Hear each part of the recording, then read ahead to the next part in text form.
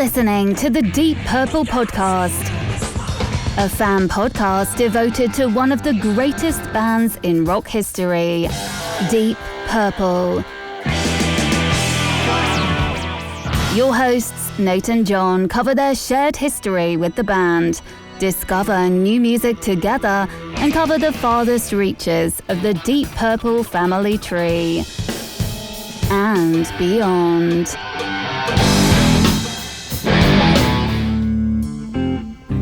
Here's Nate and John now.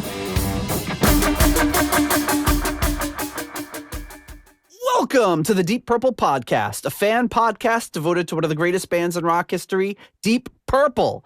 Today's episode is episode number 307, Blackmore's Night Under a Violet Moon, Part 2. And coming to you from the suburbs of Chicago, where it hit almost 60 degrees today, I'm your host, Nathan Beaudry. And coming to you from the suburbs of Providence, I'm your co-host, John Fat Pants February Matola. And coming to you from Tulsa, Oklahoma, I am Scott Hole in the Ceiling Haskin. Oh. And coming to you from the outskirts of Boston, I am Rich Headliner Fat Pants Everyday Shaler. Scott, your ceiling looks good from here. What happened? In the over the shower about a month ago, a big square chunk just fell out of the ceiling, and they came to look at it, and I said, well, it was dripping water this morning, and it happened when my upstairs neighbor was taking a shower, and he says, I don't see any water. Like, well, that was because it was 8 hours ago and it dried up. And it dripped into a shower with a drain.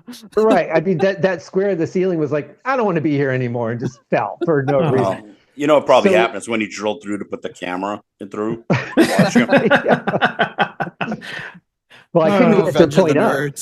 So last week, I know, and it hadn't been repaired yet. So last week, I noticed when my neighbor was taking a shower again, there was a big bubble in the wall.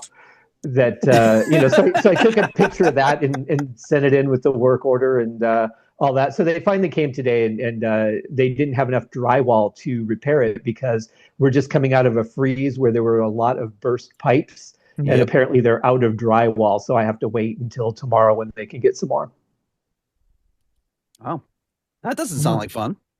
No, I mean, it's nothing like what you went through, but yeah. I know there's a great drywall shortage in Tulsa. Yeah, the great drywall shortage of 25. Bursting. It's crazy. Yeah. Oh man, sounds like a Bob Dylan song. Well, literally, since we recorded 3 weeks ago, my faucets have been running the entire time to avoid burst pipes. Gonna be a fun water bill. Yeah, fun is an operative word. Yes. All right. Well, folks, welcome back. If you did not hear part one, go back and listen. A couple of weeks ago, we had part one in this series, and now here we are back at you, the same crew, Blackmore's Merry Men, returning to do part two of Under a Violet Moon. I'll have some more information as we go on, but I did get some late breaking info on the album and some of the songs from one of our listeners, so I can share that with you guys later. But first up, I want to remind everyone that Deep Purple Podcast is 100% listener supported and ad free. So if you receive some value from our show, consider giving us some value back. You can support our show by leaving us a 5-star review on Apple Podcasts. You can buy some merch at our Etsy store. You can become a patron on Patreon or on PayPal, or you can support us on Cash App at $DPPOD, or buy us a coffee on Ko-fi. And someone just did that. So a big thank you to Michael Clarup, who bought us a coffee on Ko-fi. Thank you, Michael. We appreciate that. I think he bought us a coffee last year too, so we appreciate the support. And then also we have a new patron. That's Merline Rota, coming to us from Holland. Ayo! Thank you so much for your support. Joining us at the €5.50 I don't know. Do they call them cents in euro? What are they called? They're not pence, right? 50. We'll say 50 cents. €5, 50-cent tier. Thank you, and Merline. We've been talking with for a really long time. He's a big Blackmore's Night fan, so he sent me a bunch of information, and we'd had a lot of back and forth on the album. For example, that Richie's grandmother was named Violet. So this album is partially dedicated to her in that regard. I wonder if that's why her favorite song was Deep Purple, or if it was the same grandma. Mm-hmm. Yes, we'll never know. I would assume so, because wouldn't you think that was cool if there was a song kind of about your name? Sort of. Maybe. Well, there's Watching Scotty Grow, and it's not cool. I don't know. I mean, my name is all over songs about musicians that have had shitty bands. So yeah, and shitty luck. Johnny had his guitars. All right, enough. Yeah, you got your share. What about you? Johnny had a podcast when he. Sorry. Johnny had a podcast. Yeah, I don't know. Johnny leaves his life behind and moves to LA to start a podcast. It's like you could have stayed where you were, you know. What about you, Rich? Any Rich songs? Baby You're a Rich Man, which happens to be a great song, so I'm good with that one. That is a good one. Hey, still waiting to hear on Fat Pants Matola. Oh yeah, what's going on? Yeah, exactly. What about it? Oh, I'm getting fat. Gave up on January and decided to just completely swing the other way. That's what happens. You know, you get your New Year's resolutions going and you're like, yeah, I'm going to be fit. And then you just, you go, fuck it after 4 weeks. Cadbury egg early release probably didn't help you. How did you know I already had one? I already had one yesterday. I saw them in the store and I was like, hey, 4-pack, yoink. So yeah, it's I mean, it's that whole winter hibernation thing. It'll be fine. I'll get out of this slump. It's just right now you won't see me in anything without an elastic waist. Yeah, I've been in a 5-year slump myself. Okay, Costanza.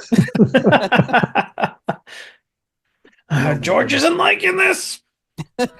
And speaking of Seinfeld, the artwork from episode 1 wasn't real happy. Well, the first half of this, the I thought you meant like our first episode ever. Oh God, no! Yeah. Was there artwork back then? Wasn't it pencil drawings? Yeah, maybe.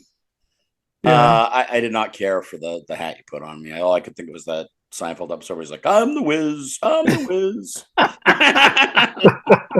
I got the new version of Photoshop, which comes with these AI features, and you know how I hate AI, but I was like, well, I'm gonna just try my hand at hats. So I just did like random medieval hats, and when you do it in Photoshop, it gives you like 3 versions of everything. So you're like put a dumb looking medieval hat on head, and then it like gives you, and you can scroll through 3, and like some of them are real like terrible, some of them work a little bit better. And I did the same thing for last week's episode by giving us fangs, and then I tried to like make it look like we were chewing meat like Ozzy, but it was so disgusting. It just looked like this big like raw pork chops were just like sticking out of our mouths. It was so gross. Oh God! I always thought that was cranberry sauce on his tongue. Oh yeah, that could be it. You know what? Yeah. Well, Nick said something about dried cranberries, but we didn't think cranberry sauce. He said it was like red licorice. So I think cranberry sauce is a good. Well, I think that was his tribute. That was his tribute to the Beatles because he's a huge Beatles fan. And there that's you what go. they say at the end of Strawberry Fields. He says cranberry sauce. It could be it.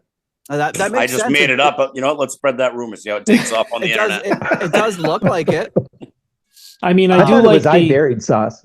The alternate photo that Nate showed of me with my alternate fangs, where I had like 10 fangs coming out of the bottom of my mouth. I'm like, you should have gone with that one 100%. It was awful. Ridiculous. It was so bad. And then Nick didn't have any licorice, so he got some craisins, but they were falling out of his mouth so fast it looked bad. So I just edited those out, and then he's holding a bag of craisins, and then for me, I had some Swedish fish, so I just like spit out some Swedish fish. That's why that's like fluorescent red.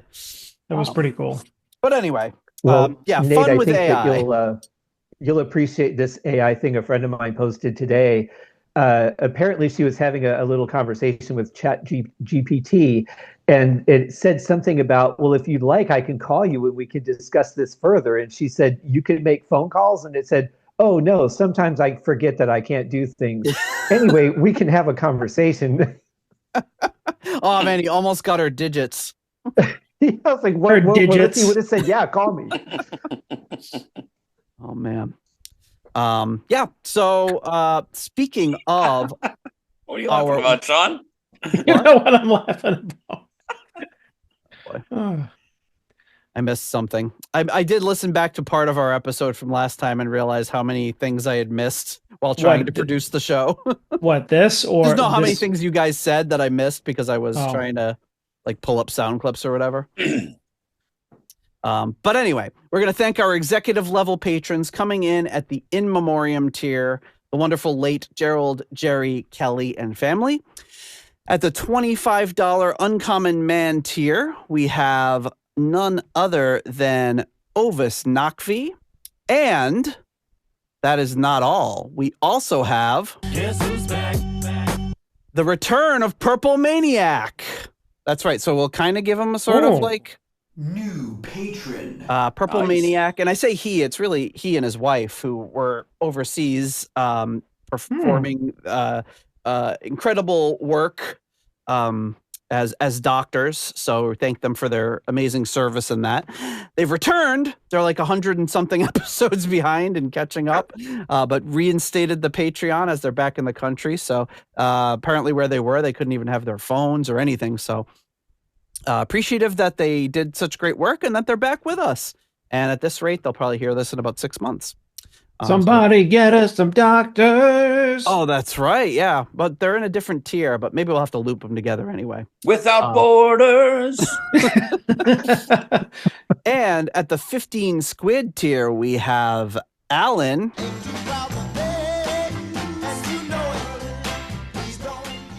At the 15 squid, I'm sorry, at the 10 pound good doctor tier, we have Dr. Mike Catan.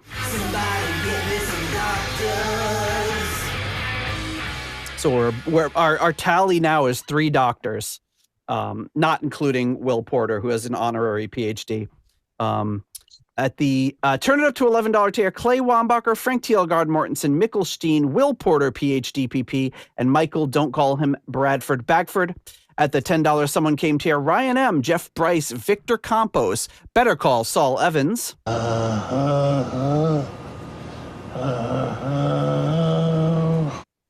And Peter from Illinois. And at the Deep Thoughts by John Matola tier, we have Fielding Fowler. And now, Deep Thoughts by John Matola. Wait a minute.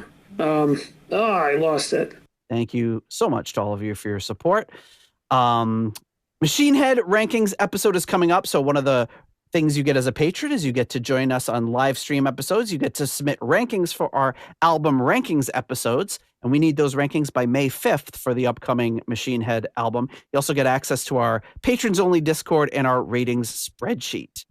Now, before we get into the meat of the episode, we've got postcards from the edge of Connecticut. And this week, we got one coming to you from Panama City Beach, Emerald Coast, Florida.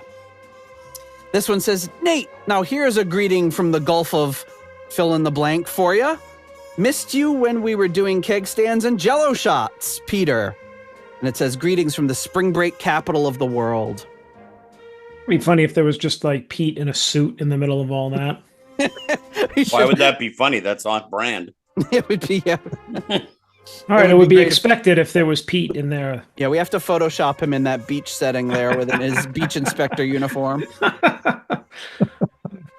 But that's not all, folks. And I think I teased this on a recent episode. It might have been the last episode we did here, but I got this package in the mail from, I'm trying to not give away any information here, but this one comes from the UK, and it is none other than... Nope, sorry. It's from Arthur Smith. So we were talking about that picture of Richie Blackmore riding the bike and holding the cello. So he said, hey, I've got that picture. I don't know why, but I'll send it to you. So I'm just opening this now. I haven't looked at it. I've been sitting on it for a little bit. Oh, wow. There's lots of stuff in here. But he said that he thinks that he got this picture, and here it is, when he was a member of the Richie Blackmore fan club. They sent these pictures out to everybody. Oh, wow. And there you have it. There's Richie on the bike. He sent me a really good quality scan at first. There's also a picture of David Coverdale that Richie I don't remember. Bikemore. What's that? Richie Bikemore. Richie Blackmore.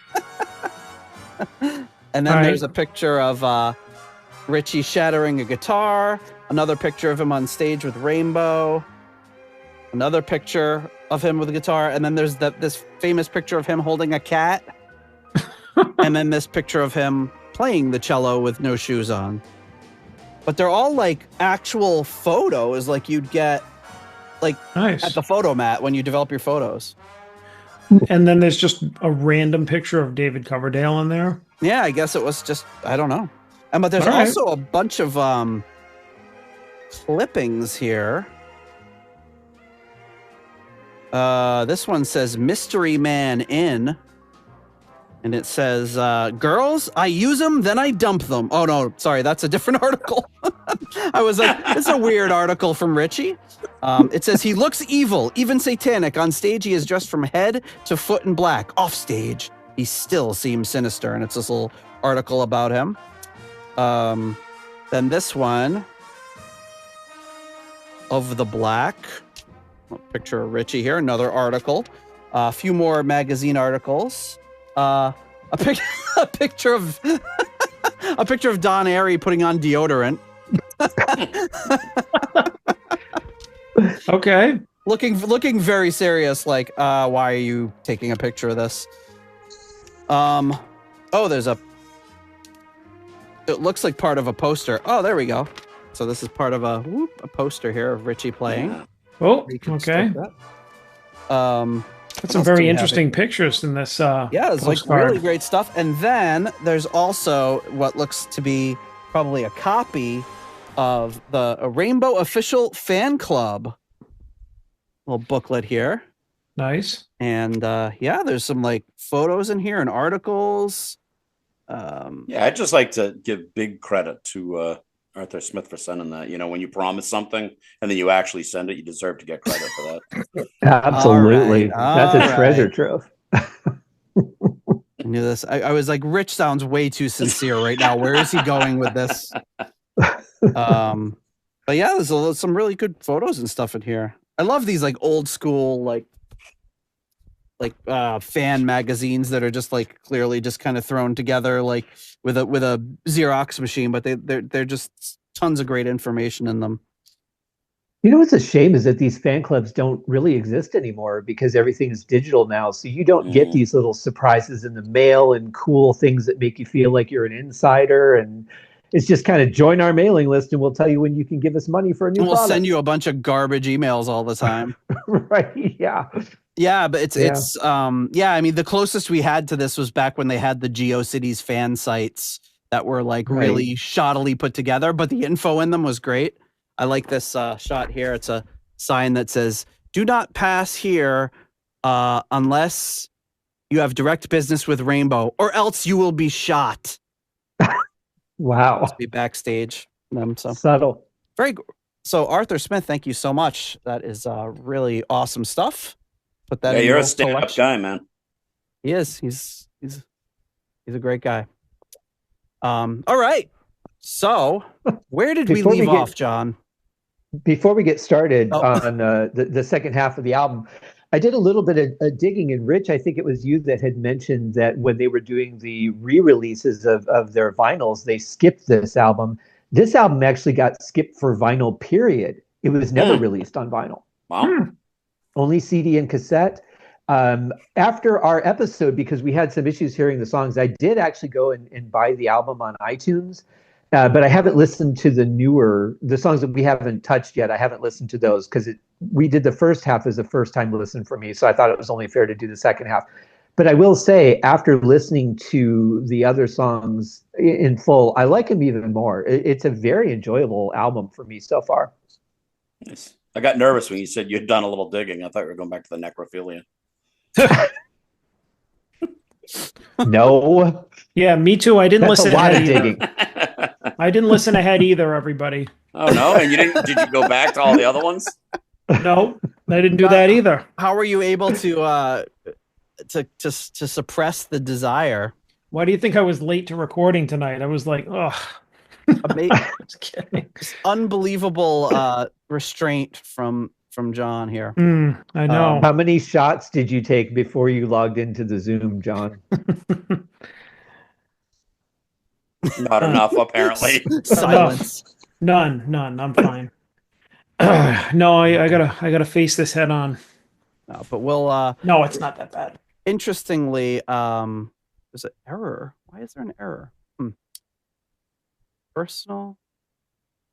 Oh, that's because it's not set up. Something turned off on my computer. That's weird.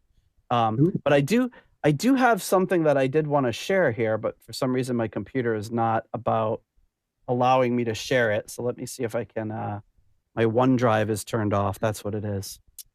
I try to get everything ready for you guys and be in the cloud, but apparently the cloud doesn't like you. The cloud, like. Let's see if I can get this copied over to here, and then Viola. All right, we're good. Okay, so something interesting that I saw. So have you guys ever used the Wayback Machine? I have not. So sometimes I do it back with to like the old pages. Yeah. So you can put in a URL, like you could go to like Amazon.com, and then it will show you all the snapshots it has of that site, and you can go back to like 1995 and see what the website looked like then.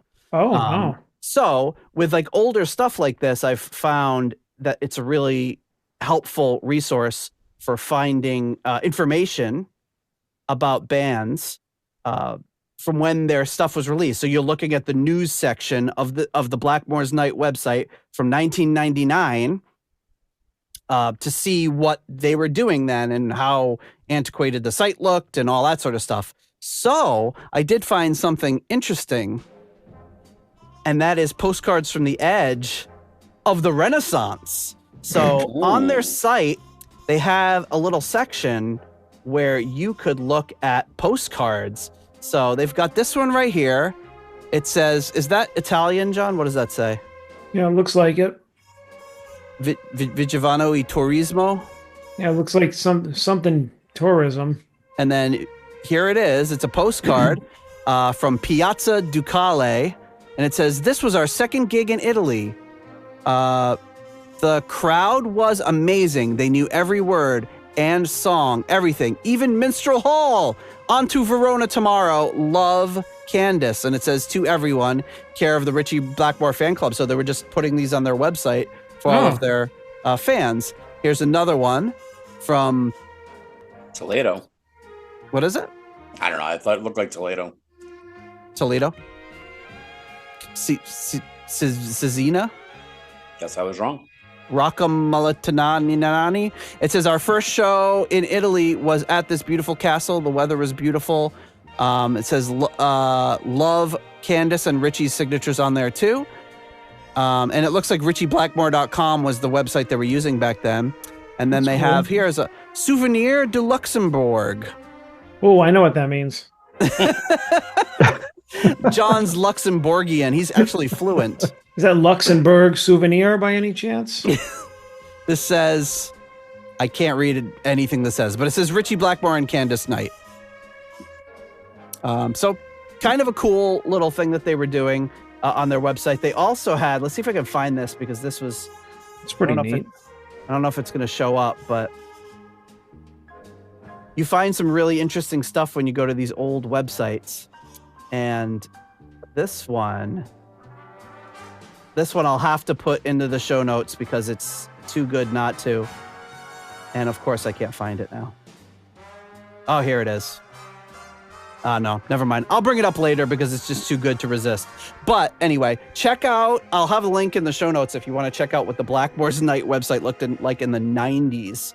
It's pretty interesting. And they just have, the website was a web sites back then were a little more kind of loosey-goosey, like they were just doing their own, like there was no standard formats. Everything was just kind of weird. So you'll find some good information there. But with that, John, are we ready?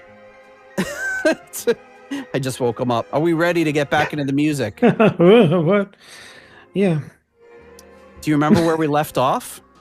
Was it Gone with the Wind? Oh my goodness. Unbelievable. I only know that because I read. I can tell he's not looking down, folks. I'm surprised that you could even access that information. That's good. I don't remember what it sounds like. So, so you want a little...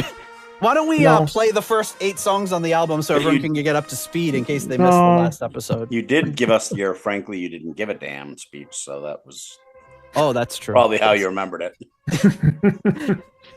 Frankly, my vassal, I don't give a damn. Okay, so pull up my show notes here. We are on to the next track, which is Beyond the Sunset. This is an instrumental. You could probably get rid of the Postcards from the Edge music now. Yeah, I'm killing it. No, seriously, turn it off. Oh, you did. Beyond the Sunset instrumental. Not much more information about this one other than it's produced by Jeff Glicksman.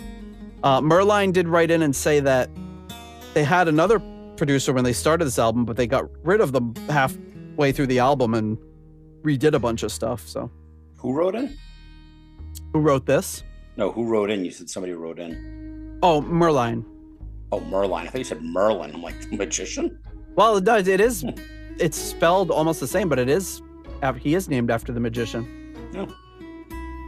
And he is a magician. He's a magician of... he's a drummer. He has a Deep Purple cover band called Shades of Deep Purple. Check them out. $1 million a gig. Yeah, just for the photo. To put it on an easel.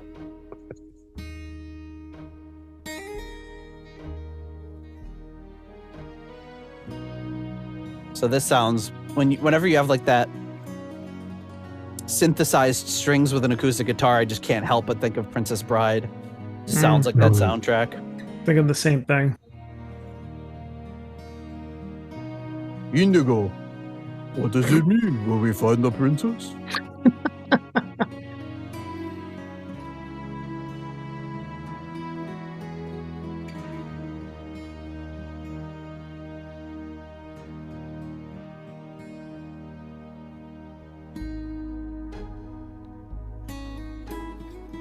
I think I had that. I think they're using the exact same Alesis keyboard I did to get my pizzicato around this time. Right, the key. Probably. That series. It was the which one was it? What did you say? What series it was?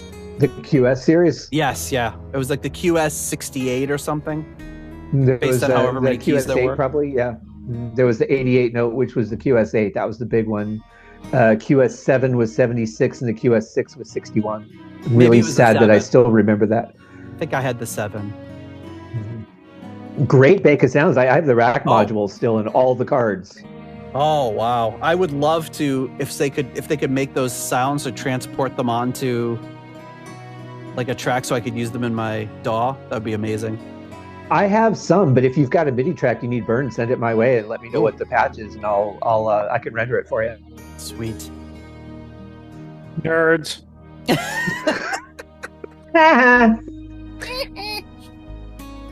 But this is a beautiful song. It is, yeah. The melody right here, though, it definitely is from, well, I'm not saying he took it from another song, but it's the same as another song, and I'm just trying to, it was hard to concentrate on with all that. With all that brawling Alesis talk.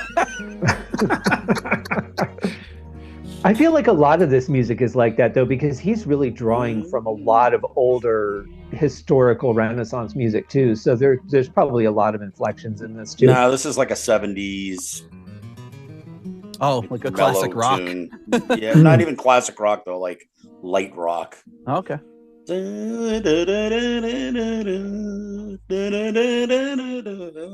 Oh yeah. No.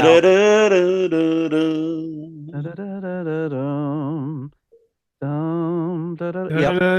What are we doing? I don't This is the worst harmony I've ever heard.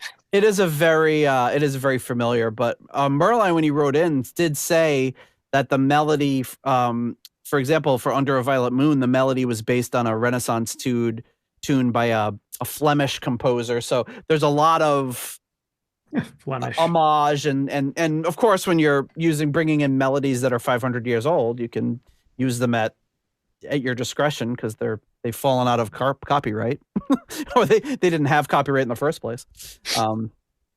So, all right, Beyond the Sunset, pulling up the spreadsheet here, guys. What do we think about it? Who wants to go first? I'll go. All right. That's nice. That's pleasant. I'll give it a 3. All right. I mean, it's, nothing I'm going to go running back to, but it's certainly not offensive in any way. And nice to hear Richie's playing. It's going to drive me insane trying to think what song I'm thinking of. Yeah, it's from you can never think of it during the episode. But anyway, yeah, 3. All right. I'm not trying to preemptively balance John, but I'm going to give that a 4. I really enjoyed that. I love the feel of that kind of strings and acoustic guitar journey. It's such classic Richie playing. Yeah, I really liked it. All right. Am I gonna shock everybody by giving it a little bit higher than Rich? 3.5. Oh, wow! But I thought it was good. I mean, it's Richie. I mean, it's Richie's playing. It's got that. I mean, even though we kind of laughed about it, it's got that Princess Bride quality to it. But I mean, it's like that's kind of nice. I like that type of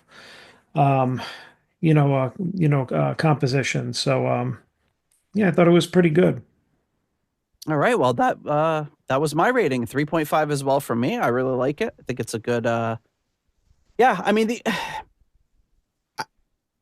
the only thing is, I feel like when you're doing music like this and putting a synthesizer in with like emulating strings, it's always just kind of the question to me is, why wouldn't you just get real strings? It wasn't like it was an entire orchestra. Like they had violin player on other songs. So like, it seems like they could have done like real pizzicato maybe it was his day off. Yeah, I mean, it's one of those things they probably recorded in an hour and a half in the studio. A little idea he had. They didn't want to bother finding any other musicians, and it works really well. It's a really, beautiful, simple song that sounds really nice. So, no complaints. Well, if you're using synthesized strings, to have even a single string player play over the top of it and give it a little more realism with a little bit of vibrato, or maybe a different depth of reverb, can really make a big difference. But what you're losing, depending on what you're going for, is that big string section sound, because when you're doing the big string section, you don't have a first chair playing something solo over it. So it can almost ruin it depending on the effect you're going for. But the pizzicato, they absolutely could have had their violin player do, no doubt about it. Mm-hmm. So I'm going to guess it was a budgetary issue, probably more than anything else. That's quite possible. Or no neighbors to play violin. He went, knocked it. They're not answering. They must not be home. All right. The next track up is, this one is called March the Heroes Home. Oh boy.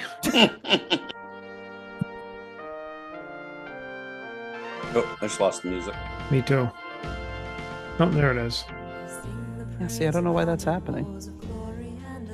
It cut out when you switched your screen. Oh, maybe that's it.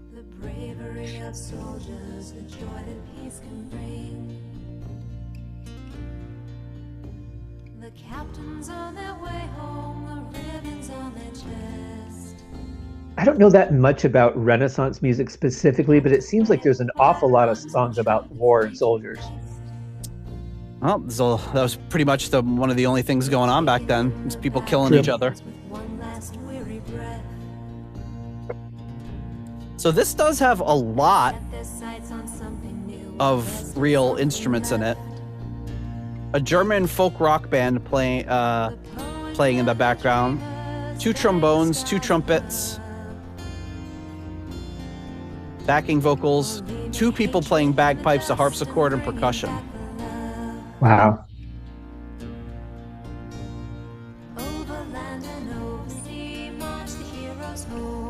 Now, Blackmore arranged this. It was a traditional, which says it was written by Michael Pretorius, but Merline has other ideas. He says that that's wrong, and I trust him. What would be correct? He says it is based on a song called Gavotte by composer Francisque Carubel.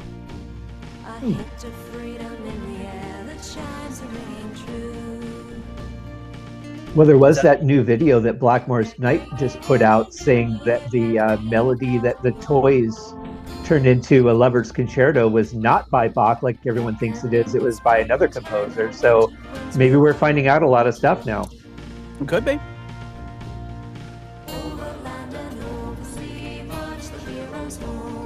So the person that they say composed this, it would have been composed either in the 1500s or early 1600s. Wow.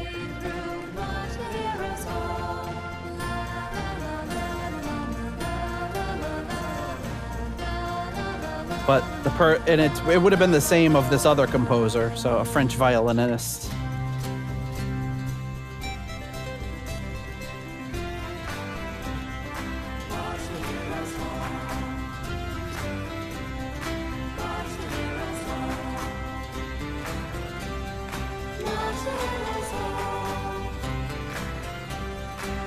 La la la la.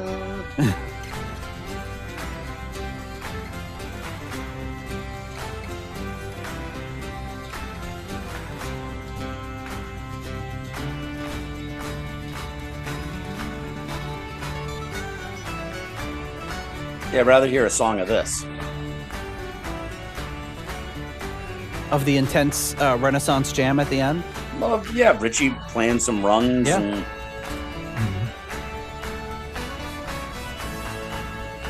Otherwise, it sounds like the soldiers are on the Maypole. Yeah.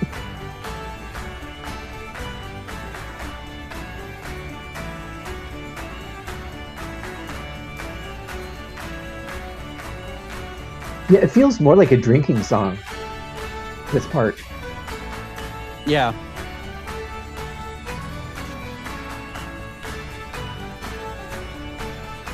It doesn't sound like there's that many instruments, but there's a ton.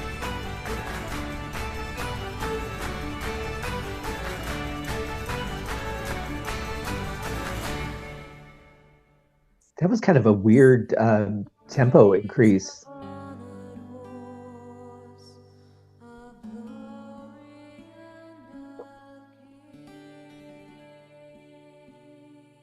And that ending is very, this says that the person that it says wrote a lot of Protestant hymns, and that end of it definitely sounds like a hymn. But this is a piece. This is what Merline sent me.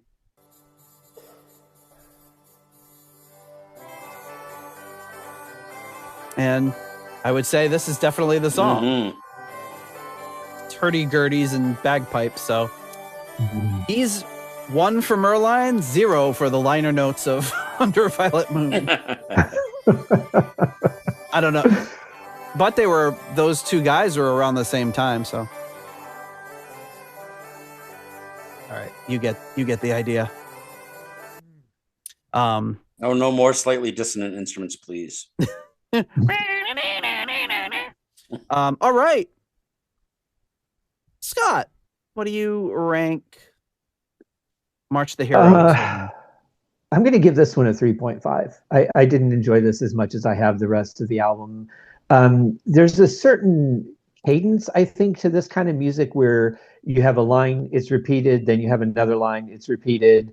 musically as well. And I just feel like this one got kind of a little too repetitive and boring. And then that tempo increase was kind of weird. It was a little choppy and I don't know. It didn't sit right with me. I'll probably hear it a few more times and like it more. But upon first hearing, yeah, I'm going to go that low. All right, Rich. I'll make it easy for John. 2. That didn't it really didn't do anything for me. I mean, yeah, not only would I not seek it out to ever listen to it again, I would probably just skip right by it. That really, nothing. I do enjoy listening to Richie's Little Flourishes and stuff, but there's what, 11 albums? I'm sure I can find ones that I enjoy far better than that. So yeah, it gets a 2. All right, John. I'll match Rich's 2. 2 and 2. Yeah, I didn't like it. 2 and 2. 2 and 2. Chuck Woolery. Yeah, it's gonna get a Chuck Woolery from me as well. I will give it a 2. I feel like it's a lot of these, and it's the style of music, right? I mean, I think for the style of music, it is what it is, but there's something about that style of music to me. It's very much like I just learned the scale. Da da da da da da da da da da da da da. Yeah. It's and which I'm in 1593 was like, whoa, it's incredible. But I feel like we've progressed. Mind blowing. Unbelievable. You see, you went up the scale, then went back down. Inconceivable. Okay, let's re-rank it like it's 1593. I give it a 4.5. Oh, that's a 4.75 for me. I give you 2 goats, a chicken, and a wild hog. But maybe that's part of the reason that so much of this music feels like traditional Christmas music to me, because it all stays in that one scale. Could yeah, be. and it's very. The church would have been involved with most music at that time. I'm sure there weren't a lot of people doing music that wasn't involved with the church, because you probably needed a place to play it and instruments to do it, and it was a lot of it was going to revolve around church. So I think it's but it's they took a take on a traditional, but yeah, maybe it didn't super excite me either in that regard. All right, this next one sounds like it could be a rainbow song title or something, but Spanish Nights, I Remember It Well. Except for the I Remember It Well part. Sounds like a JLT title. Yeah. It would be called Spanish Streets, though. Or Spanish Dreams. There you go. Written about a girl he met in a bathroom.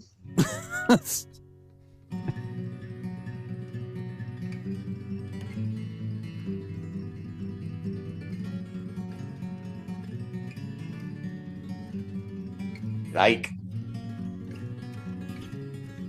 lost the music again. Lost the music. That's because I just shared, or? Guess so.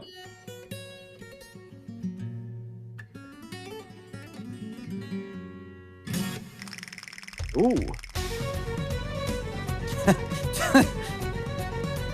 That reminded me of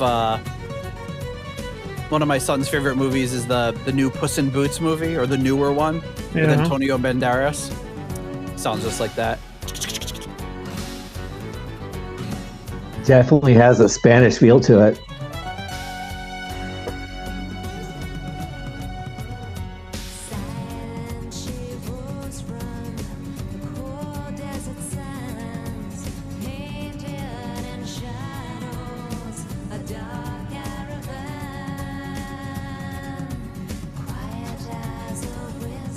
So this song features the return of the hip-hop violinist.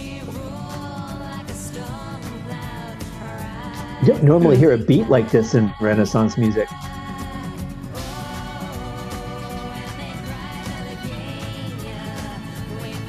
So this is okay. And this sounds was a little the point different. where John became a fan. This is actually one of my favorite that they do. Did they do this one live? This would be a good live song. I don't remember. I think maybe early on they did, but I always liked this one in The Storm.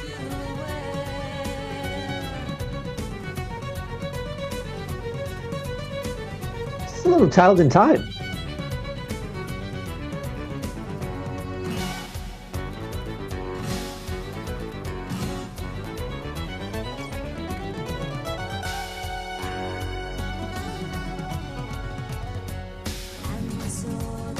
So this song is based on a song called Malagueña. Yeah, it has a kind of the a one that dark... Roy Clark used to do. I'm being serious about that, by the way. I realize I'm sarcastic 99.9% of the time, but what part of the joke am I missing? Oh, it's possible. I'm pretty sure he did it on an old episode of The Odd Couple. It was like his it was like his show off piece. Wow. Mark it down for the stinger. Yep. It kind of has a dark intensity to it, the song. Yeah, it does. Not it bad. Sounds like it reminds me of Anya in a way.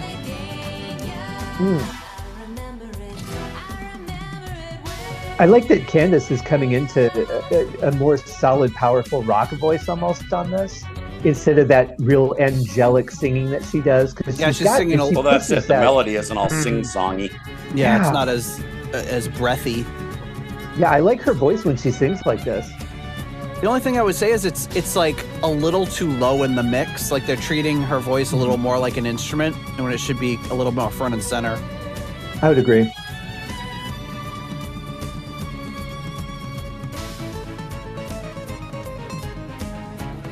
Like I could see this song rearranged for a rock, like a rock interpretation by Deep Purple.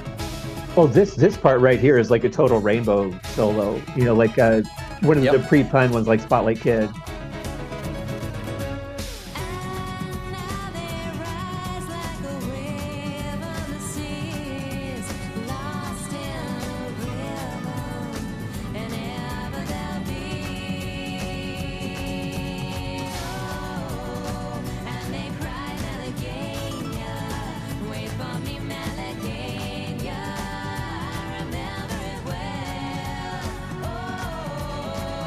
Nice harmonizing with their own vocals.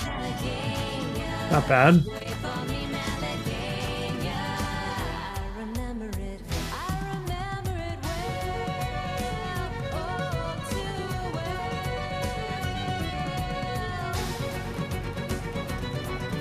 I don't think it is, but it sounds like electronic drums.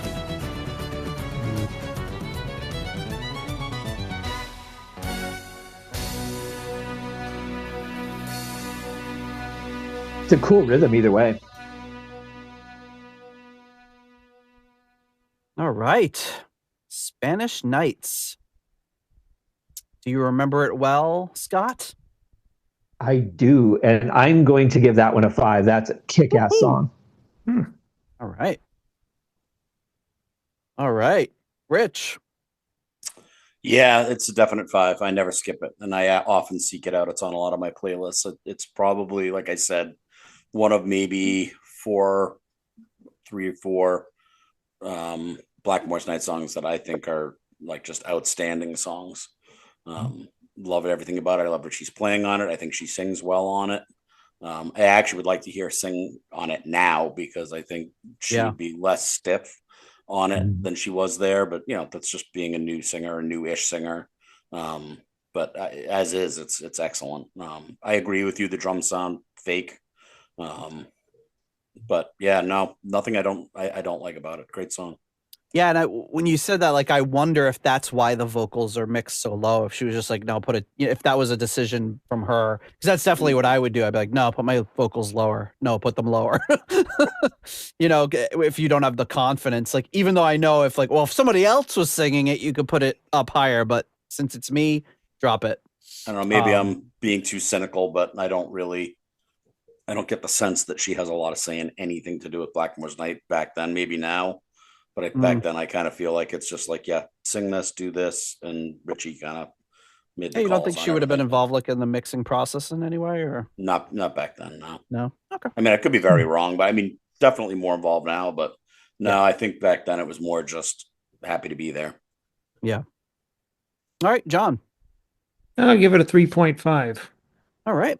Probably one of the the better ones that we've heard on this album. I thought there was some distinct parts to it. So I liked it overall. All right, I'll give it a 4. I really like this one. Thought it was a really well-crafted song, very interesting, a lot of energy behind it. Interesting, yeah.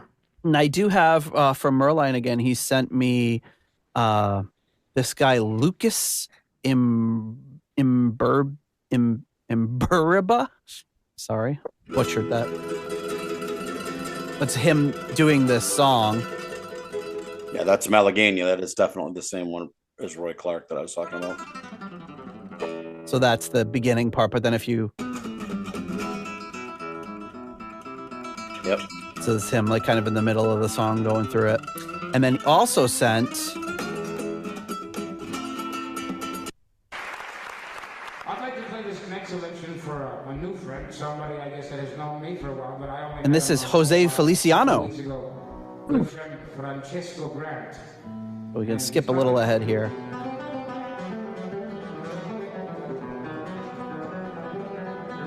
So you can still hear a lot of those same kind of things being brought about in those versions. And then I don't have Rich's Roy Clark version, but I'll pull that up for the end of the episode. I just sent it. Yeah, but then to get it in here is, unless you guys want to wait or make small talk. Did you bring any cards? That's fine. Throw it at the end. I just. Are you sure you're not thinking of Esteban? Esteban? Selling his guitars over the overnight infomercials. To whip this tune out. That would be great. There are a lot of those little black guitars at garage sales these days. Esteban. I had to interview him years ago. I was on a show with him, and the host didn't really know what to talk to him about. So she's like, "You interview him," and I'm like, "Okay." So, how much plywood do you have to buy to make your guitars? This is made from the finest 1/4-inch plywood available. Well, there's a drywall shortage, so I had to move on. Have you ever done it like made of drywall? a distance tossing contest? Oh my goodness. All right. So the next track up is Catherine Howard's Fate.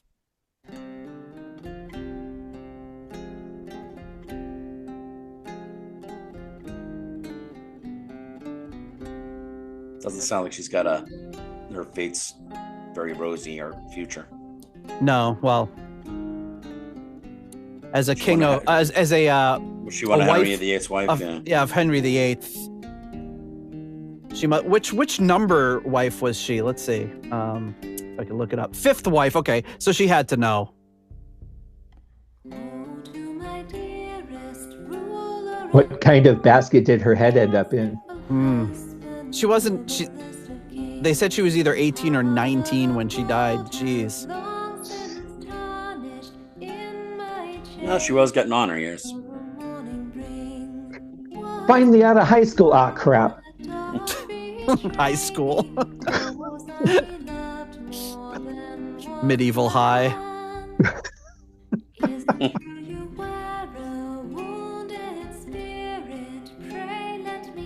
Back then, they still had a smoking lounge. For the witches. Yeah, burning lounge. You guys have a smoking section in your school? Smoking lounge? Yeah, we did. We had an area people went to at both my high school in Detroit and Colorado, but I don't think they had like an official it's okay to smoke here. I think people just went there. Yeah, we had one that was out by the dumpsters. Yeah, we had a smoking section. It was right outside the cafeteria. And if you say, so on a windy day, they just open the door and just huge plumes of cigarette smoke would waft in. It's so weird to think about the days that you could walk through a restaurant, you'd have to go through the smoking section to get to the non-smoking section, and now you just get seated anywhere. And the non-smoking section would be one table over from the smoking section. Right, yeah. Right. Well, they'd have those little half walls that would really stop it. The half wall. Exactly. We all know smoke can't travel over 3 feet high. That's right.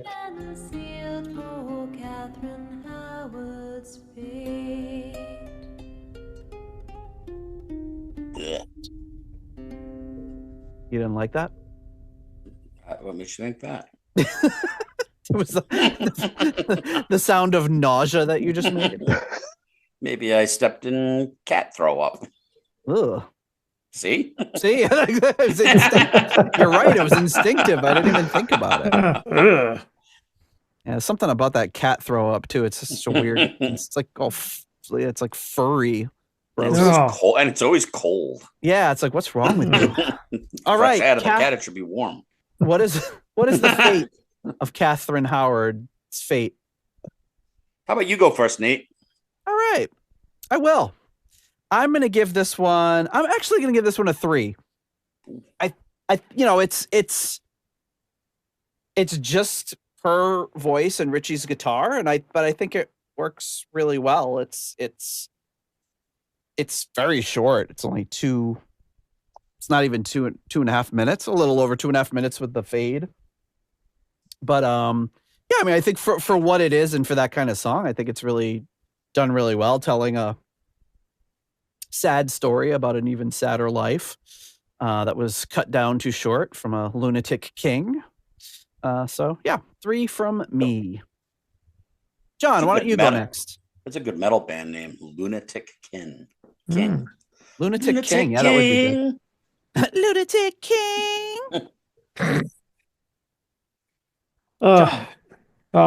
2. It was boring. That's it. Okay. You come here for this expert analysis. All right. Rich. I'm gonna. I was going to, but you actually, John, Nate's analysis. I'm pumping it up to a 2.5. All right. Because it was short. You were right. Short. You were right. It was short. It was short, and it was just Richie and Candace, which I do actually like when it's just the two of them. I'm glad they didn't pile on all kinds of extra instruments or fake instruments, and although I didn't care for the song, it's not really my style. It probably fits the Renaissance style better than a lot of the other stuff they're doing. So yeah, I'll give it a 2.5. Sure. Scott. I'm actually going to give it a 4. I really like that storytelling style when those two do it, especially. And I'm really glad that they didn't go into a mosh part. Like just kick it in with some kind of dance music and like whatever. A Renaissance mosh pit. Thought it was really nice the way it was. I really enjoyed it. See, Candace, I'm the nice one. Give me an interview. Yeah, I've tried. I have tried. But since we're talking about band names, I'm still fighting to put a punk band together called Vagina Clown Car, because I just think that's a great title for a punk band. And you just keep building that case against yourself. Yeah. Wow. So close to the part where you were complimenting Candace, too. Yeah, I know. I'll edit it out. There you go. Try to boost your possibility. My reputation is saved. Okay. Wait, did we all rank it now? Yeah, we did. Okay. There it is. Okay, the next track up is a song called Fool's Gold. First makes me think of Thin Lizzy.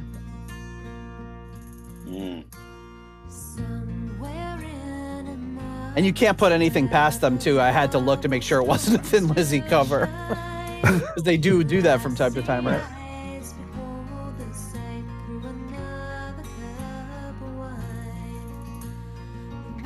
Well, they did a cover of Uriah Heep's "Lady in Black." Yeah, and they did Jethro Tull song, right? I think they did, yeah. And they've done Dylan. And a bunch of Rainbow. Yes.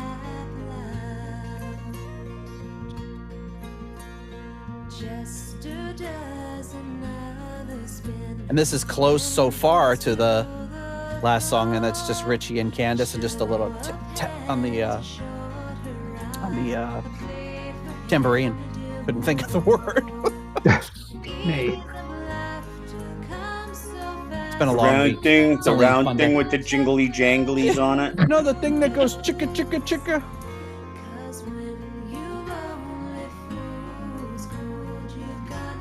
I kind of wonder about the placement of it, though. I mean, coming off of the last song and then going into another one that's just Richie and Candace, feel like they could have broken that up a little bit on the album. Yeah. Oh, the Jester or the King, just like the show art from our last episode between John and Rich.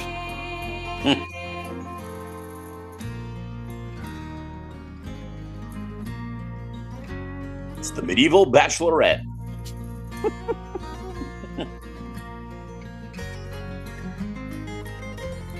The Jester Hey, just this time the makes me music laugh. stayed.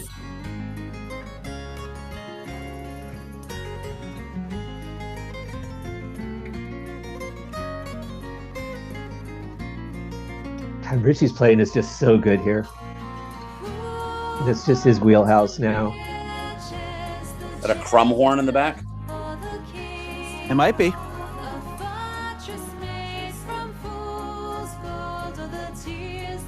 I've got a lot of crumb horns over here.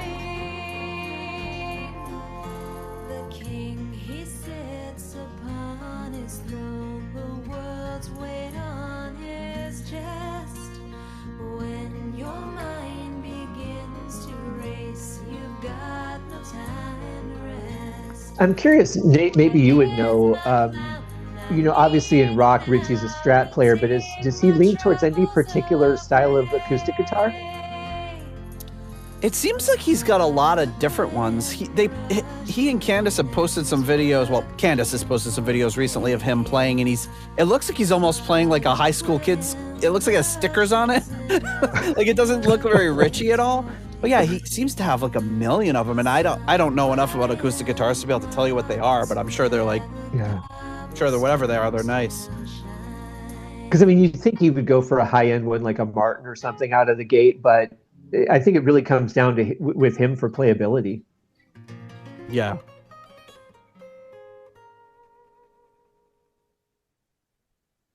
All right. So another, similar in style to the previous song, but let's see, Rich, what do you think of this one? That one actually landed pretty well with me. I'm going to give it a 3.5. Like Richie solo. I thought the instrumentation was good. I could have done without the crumb horn, but it wasn't enough to ruin it for me. 3.5. All right. Scott. I'm going to go with the 4 again. Excellent. It upset Nate so much he just walked away. Nah, he's coming back at the crumb horn. I can feel it. Yep. There you go. This is, let's see. I don't know how to do anything with this. Man,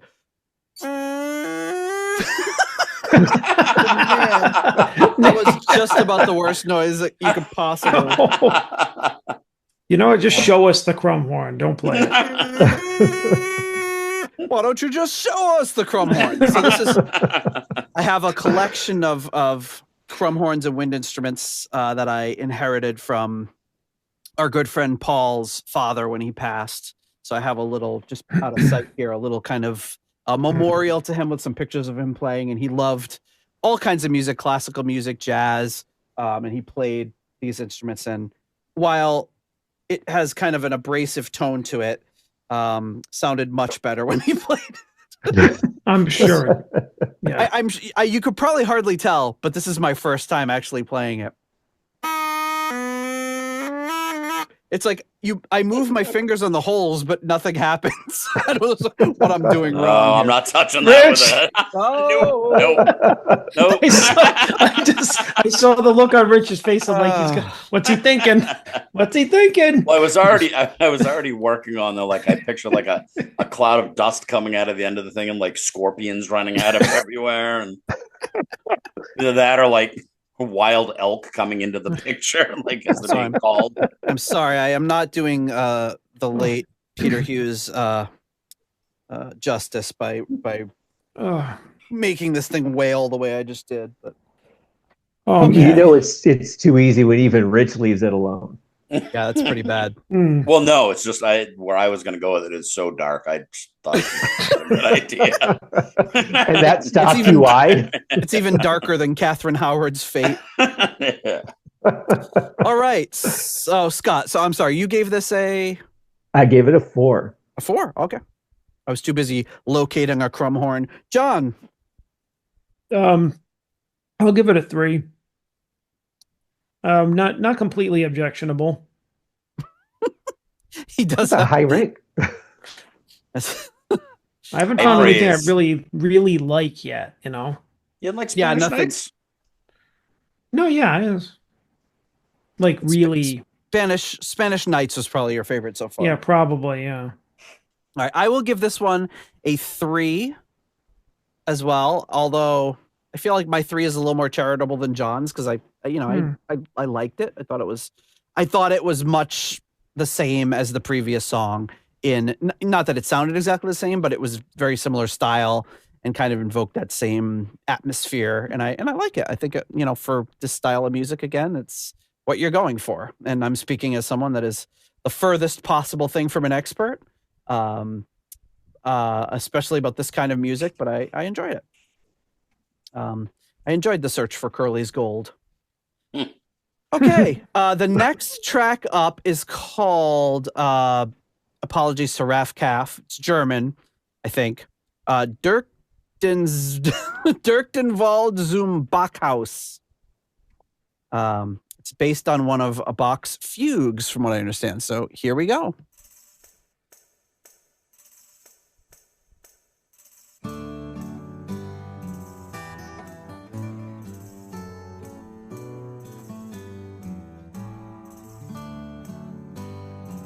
Pretty sure they played this when we saw them. Yep.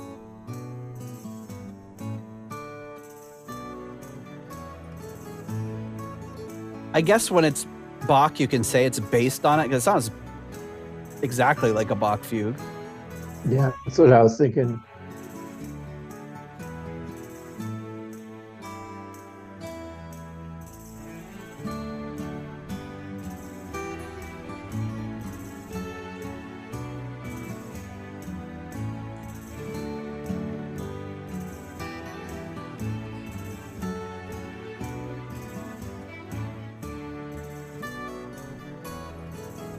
Feels very much like a dance, doesn't it? Yeah, I feel like it should be flower girls throwing rose petals out before the bride comes down.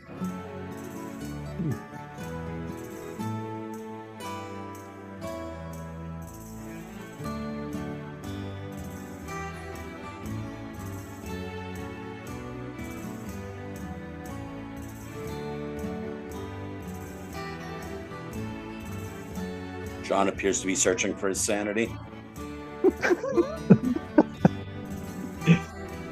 So, you might know this, Rich, having seen them a number of times, but Merline writes in and says that he usually tells a story before they play this one. He says of visiting Bach's house.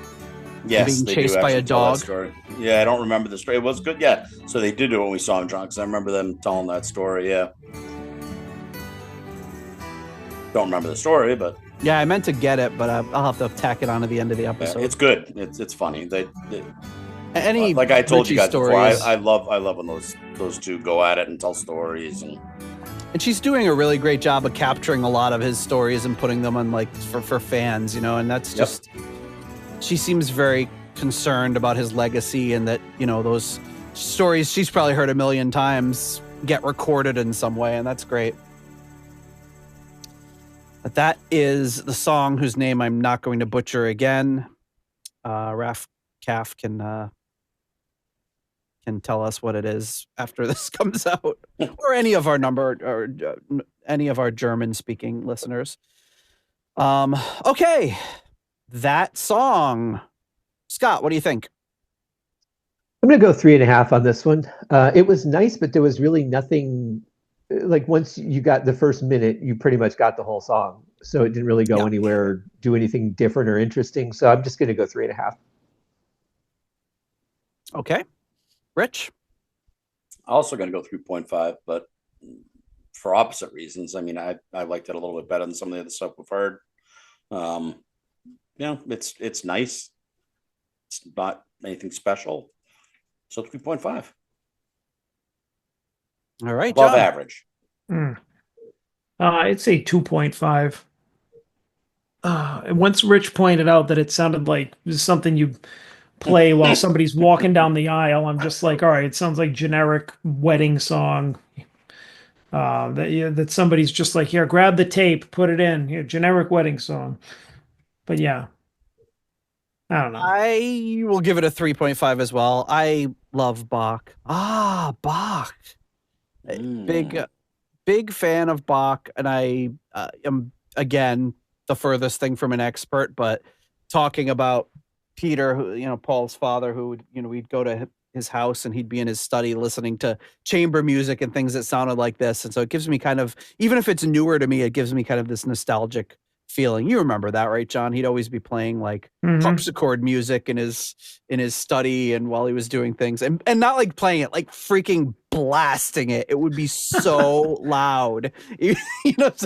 Like it was like somebody listening to like rock music. He'd have it full blast, like you couldn't even talk in the room. What was his feelings on Deep Purple?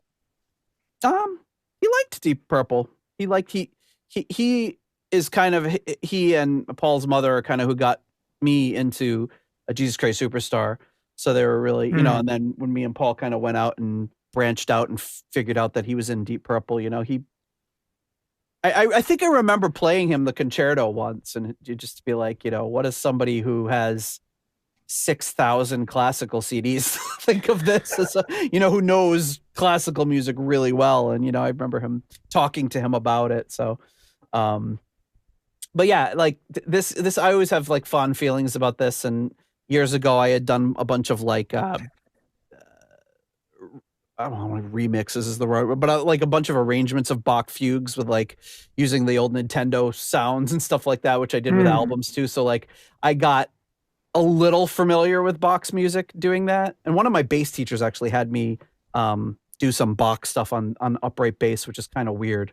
But yeah, I really like that style of music, and it just brings back a lot of really nice memories for me. Even if it's something that I don't remember specifically, it's that style is unmistakable.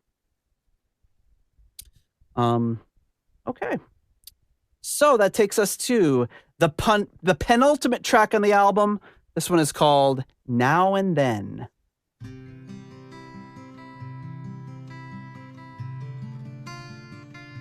So Merline says this one is based on Bach's Ave Maria and is also used in Weisheim on stage. Yep. And as the intro to Catch the Rainbow.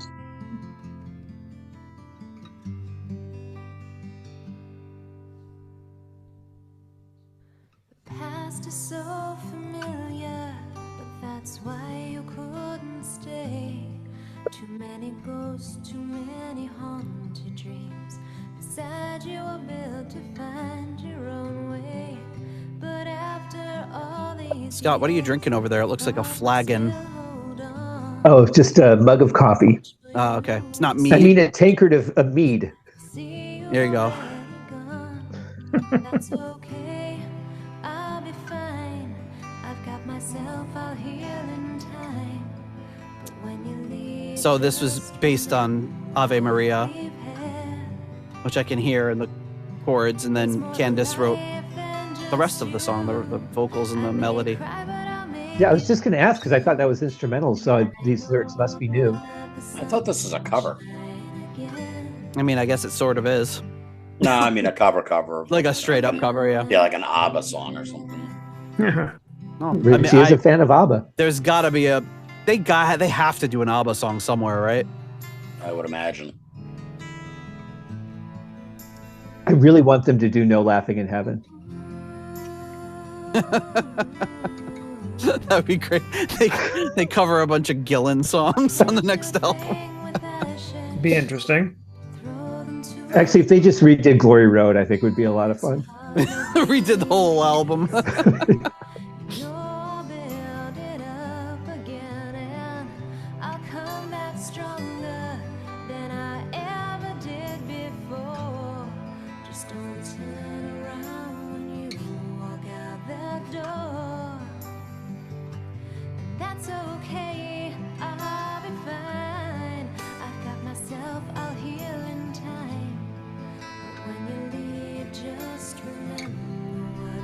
That is kind of weird to say, but her vocal's almost like a Debbie Gibson vocal from one of her first couple of albums. Just has that same gentle sound to it. Yep, good call.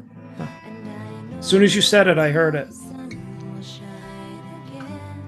I don't know Debbie Gibson well enough to say one way or the other. Well, we can fix that, Nate. Listen to Scott's Debbie Gibson episodes. I know. I'm gonna have to pump up Electric Youth after this. And, there you go. You know, my cousin had it, but I don't remember it too much. Those first 4 albums are really interesting to see that progression of her growth going from like 16 to 21. You know, it's such an interesting time in life to even be songwriting and thinking you know so much about the world and you have your perspectives. And then when you get to be 23 or 24 going, I didn't know jack shit. What was I even talking about? I thought the Youth was electric. Turns out they're manual. They just run on their own. Pretty much. Acoustic. They're actually acoustic, yeah. No, actually, she redid the album and all acoustic versions, like so many have done. Acoustic Youth. Debbie Gibson unplugged. Well, you know, and according to Ian Gillan, Richie doesn't have electricity at the house, so they had to do a Rolling Stones mobile unit to record this. Well, they have a mill in the back by the stream. There's a water wheel that keeps it going. Exactly. All right, and then that is, of course, like we said, based on Ave Maria. I found like at the end we were kind of talking over it, but I still heard like the inflection of her voice at the end showed a lot of I don't know what the right. Let me see if I can just play it again. It's just the very, very last thing she sings here. Let's see.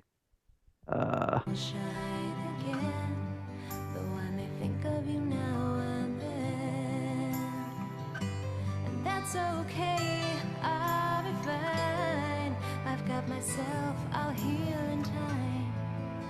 And even though our story is at the end, I still may think of you now and then. The way she says like think, like her voice kind of like breaks a little bit, but but in a good, like a deliberate way. It sounds like think, like it's right. Like she's sounding very comfortable in her vocals, and it just like it's got that little bit of character to it. She's sounding like she's really gaining her confidence, and I mean, she got a great voice, but it has like there's like a, what's the word I'm looking for?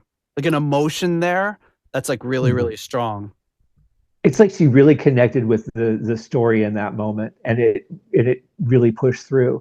But even in that last clip that you replayed, the way that she said "fine," that was exactly the way Debbie Gibson would have sang it. And that's why I made that connection. All right. Well, we're going to need to listen to some Debbie Gibson after this. All right. So. Calm down, Rich. What was that? Dial that back, will you? That's similar to your reaction to, let's listen to more Blackmore's Night. Oh, okay. Okay. I mean, it could have been bad or good, but now we know. Yeah, no, I get that. That's why I clarified. Yeah, no, All right, Rich. What do you rank this one?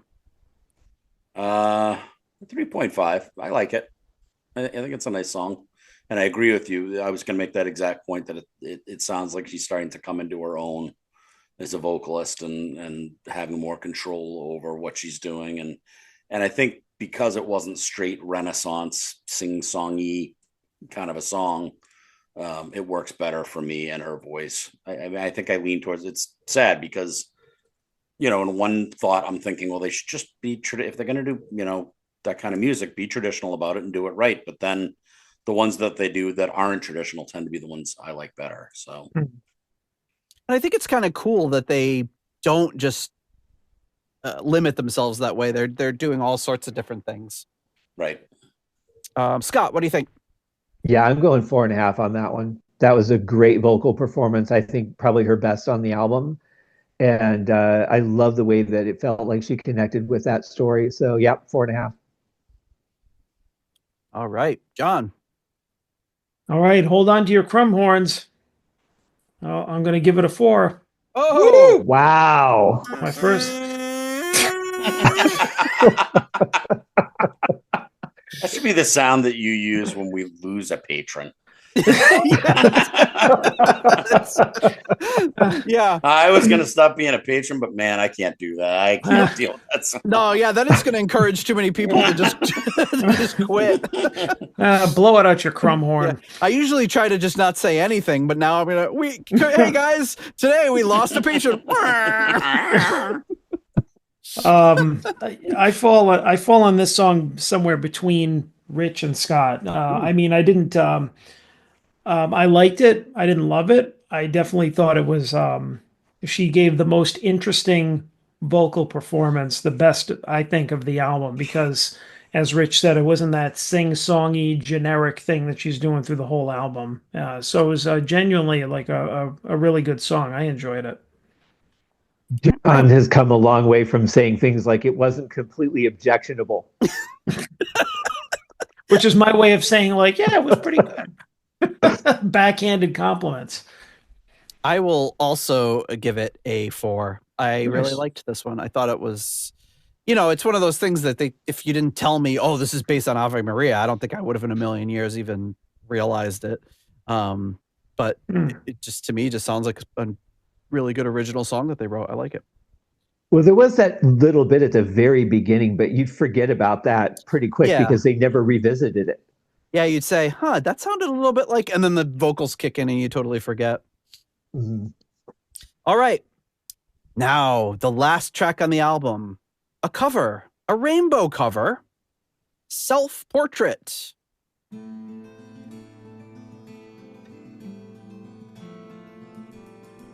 Stop it here. It could be a 5. Will this boost the album over Machine Head?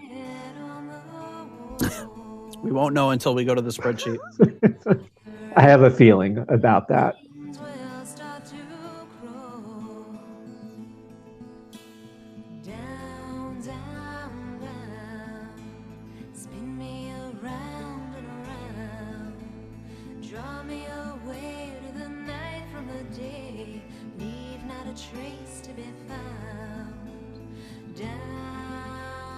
I could really hear Dio singing this.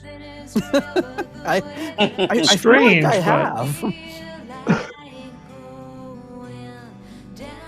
Wonder what Gary Driscoll would have played if Rainbow had done the song. Keyboards, probably. It's hard to separate from the original. I have to admit that. Especially if you're going to take like a great Dio vocal and redo it. It's kind of a bold thing to do, in my opinion. But that was good, what she did there with the flashes of lightning. Yeah. I like that, yeah.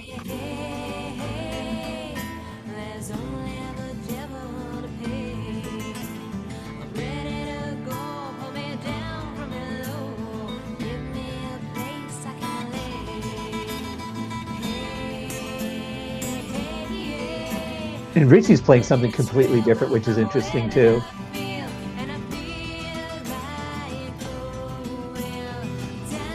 the little descending run when she's saying, feel like I'm going down, down.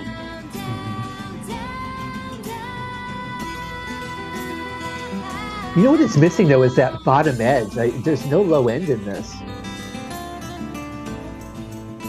Yeah, it's very like trebly and upper mid-rangey. Yeah. But for what it is, a Renaissance band doing a version of a Rainbow song sounds. What else could you expect? Low end. Touche. Really, you want those guys back doing the Yeah. That would cover it.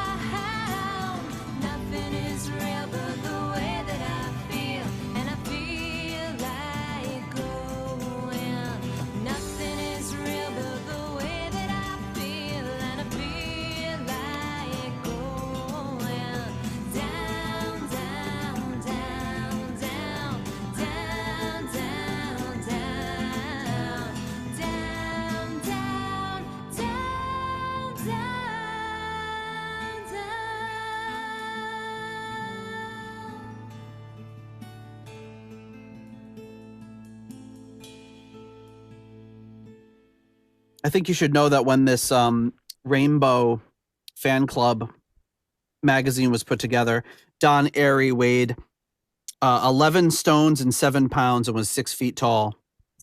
Okay. So that, just so you know, I just think it's great that they have his weight in there. How much is 11 stones? That sounds like a Peter Gardot statistic. Huh. Oh, see, Jolyn Turner is 29 years old. He's 5'6". I might be with boots on. Weighs 145 pounds. They didn't weigh him in stone. Because he's American. Our British listeners, with or without wig. There's got to be a good 7 pounds right in that thing alone. I know it's like so a stone is 14 pounds. But that seems so random. I know. For a country that loves the metric system and gives us crap for not using it. Yeah, some people randomly 14. The stone shall be 14. Some people will still use things like that. But mostly they have adopted kilograms, I think. So times 14, so 154 plus 70 weighed 161 pounds, folks. That's how much Don Airey weighed in 1982. Well, that's skinny for 6 feet or 6 feet, whatever. Yeah, Peter, you'll have to tell us how much your dad weighed in 1982 so we can compare. Unfortunately, it doesn't say anything here about what Don Airey's gas mileage he was getting at the time. Okay, so self-portrait, the rainbow cover. Scott, why don't you kick it off for us? Okay, I'm going to go 3.5. I thought musically it was really good. What I have a hard time with actually is Candace on this one, because I'm not feeling the struggle in the vocal. Now, we're coming off of a song where she's really connected with the story, and here I feel like she's just singing a lovely version of the words. But when you listen to Ronnie sing it, you feel that he's struggling. You get that in his voice. And here it's just like, oh, okay, somebody requested we're going to do this song, so let's sing it. And I don't feel her connecting with the story at all. But it's a nice vocal, but it doesn't carry for me. All right, Rich. I don't remember liking it as much as I happened to like it that last time. So maybe it just got a little distance. But I know what Scott's saying, and it's really hard to separate it from the original.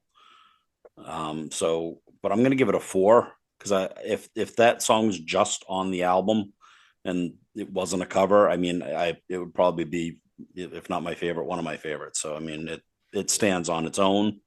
It only loses something when you have something to compare it to. That's fair. Okay, John. I'm gonna have to give another 4.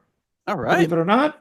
I mean, it's I can't help but compare it to the original, but I feel like, this stands out as one of the better songs, probably because similar to the last song, it doesn't feel like a carbon copy of every song before it. I just think that this was just a better song. I mean, it was written for the first Rainbow album, or was on the first Rainbow album. So, I mean, this is a whole different time of songwriting. It was a different style of song to begin with. I mean, I think it integrated well into the album, but it stood out, I think, just because it's a better song. And I like what Richie did with it, with his guitar parts. I mean, that's kind of the point too. You don't want it to play a, replica of what the original was. And yeah, Candace could have done a little bit more. She could have put a little bit more into it. But honestly, her version wasn't that bad. I mean, I was not going to compare her to Ronnie, because he'll beat her ass every time. But it's very different. It's definitely an apples and oranges. Yeah. I mean, but I mean, for what it is on here, I'm trying to separate the two. It's a good standalone version, and like I said, I think it gets so high, not because it was a Rainbow song, but because it's a better song than all these other ones, which that's pretty much it. That's why. Yeah, I'll give this one. Oh, man, I'm kind of going back and forth. I'm going to give it a 4 as well, because it's hard. It's hard to separate it from the original, but I think in this case, that's a real positive. Like, I really like the original. So hearing someone else do a version of it, you're like, oh, I like this song. So I'm enjoying hearing this version of it.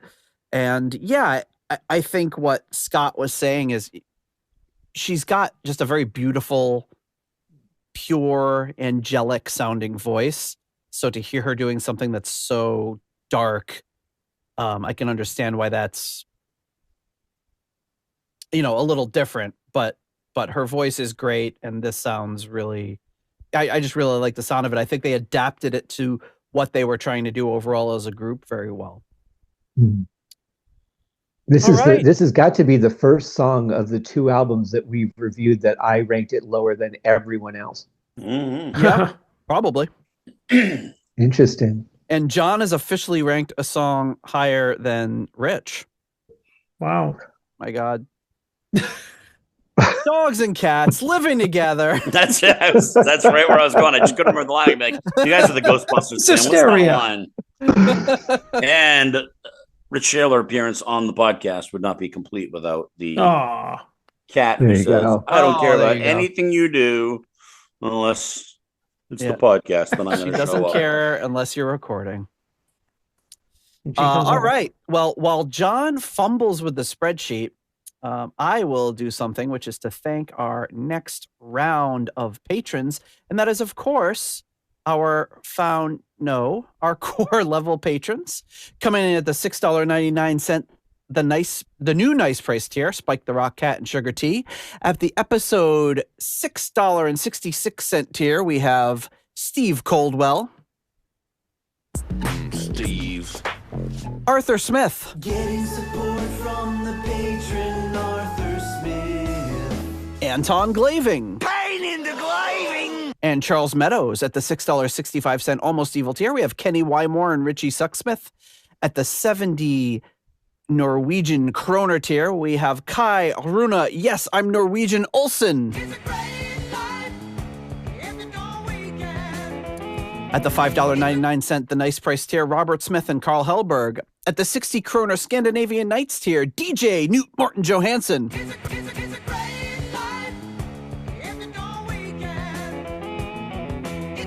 At the €5.50 tier, we have Merline Rota, who is, of course, a new patron. Thank you so much. We appreciate that. At the $5 money lender tier, we have John Convery, German Heindel, Adrian Hernandez, Jesper Alman, Alexi the Perfect Stranger Slepikoff, Kev Roberts, Percival Frequency, Scott Zerns, Cynthia Doobie, Raf Calf. Do you guys ever have sex? Coyote Bongwater. That was unexpected. That was good. John Maselli.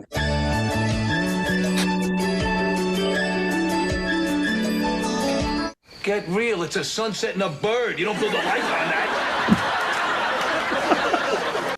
Sarah Sanders. No! Kelly Clarkson! Jelly Bean. Evan Robeson, Richard Fusey, and Purple Swede. Swede. Thank you so much to all of you for your generous support of the Deep Purple podcast. All right, I know John. Steve Caldwell. He's my favorite. Yeah, that's right. Yeah, I pepper that one in occasionally. And I came upon the JLT sex thing, and I had to throw that in there. That was great. That's great. That needs to be trotted out more often. Yeah. That was a great surprise. We'll get it into the rotation. All right. Yeah. So, John, where does Blackmore's Night Under a Violet Moon fall into the rankings? I'll tell you after you play my theme song. Oh, hit it, John. We're just busting down the spreadsheet, and he's fumbling with the tabs. Oops, he sorted it the wrong way. Now he can't tell what he's got. All right. So Rich was making his cat dance during the whole song. Oh, man, I missed it. Well, I was mimicking the cat, too. So Put its paws in the air like it just don't care. There was lots of good stuff going on that won't be on the YouTube video. All right. Where do we come in here, John? All right, so it's kind of toward the lower, portion here, 6.13. Obviously, I ranked it lowest out of everybody. Um, now this is the combination ratings between me and Nate first. So Yes. so that goes between the spreadsheet's doing some weird shit here. Is it? Yeah, it's I don't know. It's I have to like move it over. That's I don't know. It's looks like it's right, because I froze the margins are weird. panes, and I can explain to you. I was also fumbling with the spreadsheet in the past week, and I can explain why in a moment. All right. Well, it's between Trapeze, Hotwire, and Gillen Magic. For our ratings. So let me see, and then we have our guest rating. Let's see. Rich. Wait, is that Rich? Is he in the red? Rich is the first one, and then Scott's the second one. Oh, I think Rich might have rated a little bit lower.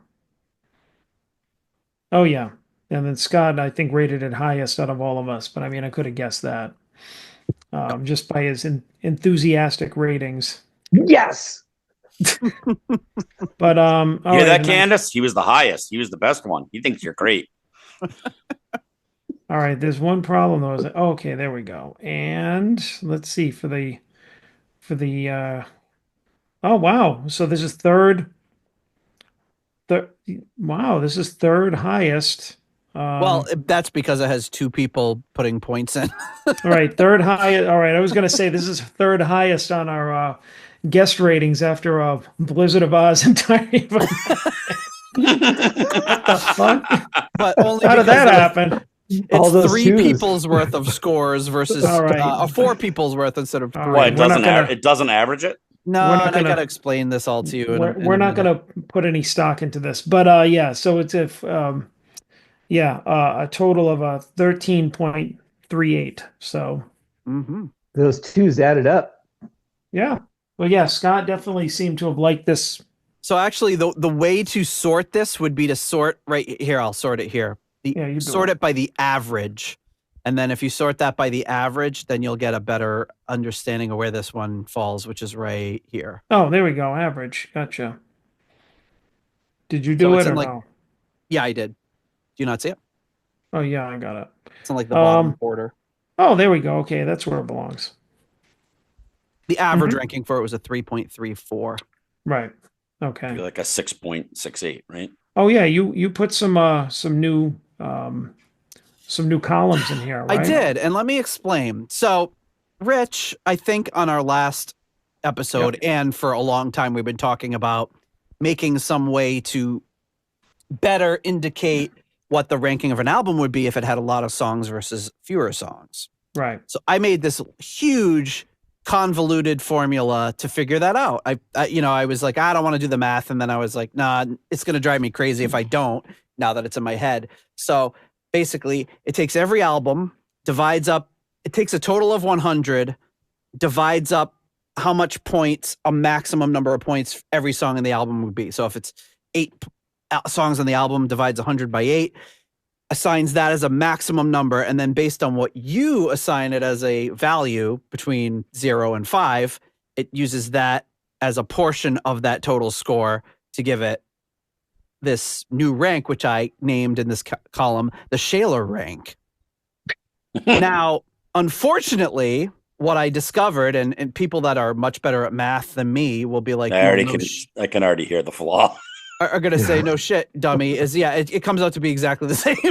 Right. Yeah. Right. You have to use a constant. You have to use you don't make the maximum. The maximum should always be 100. And then the number of songs you divide.